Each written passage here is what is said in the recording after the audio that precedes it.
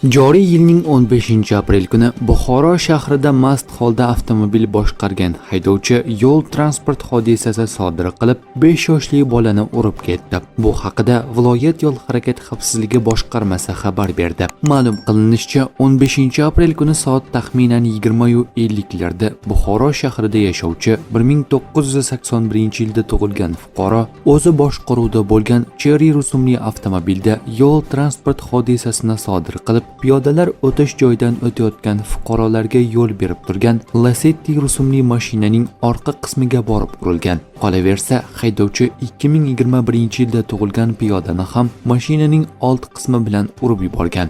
Olib borilgan surishtiruv harakatlari davomida Cherry rusumli avtomobil haydovchisi spirtli ichimlik ta'sirida avtomobil boshqargani aniqlanib, uning mastlik holati tegishli tartibda rasmiylashtirilgan. Mazkur holat yuzasidan hozirda tergovga qadar tekshiruv harakatlari olib borilmoqda.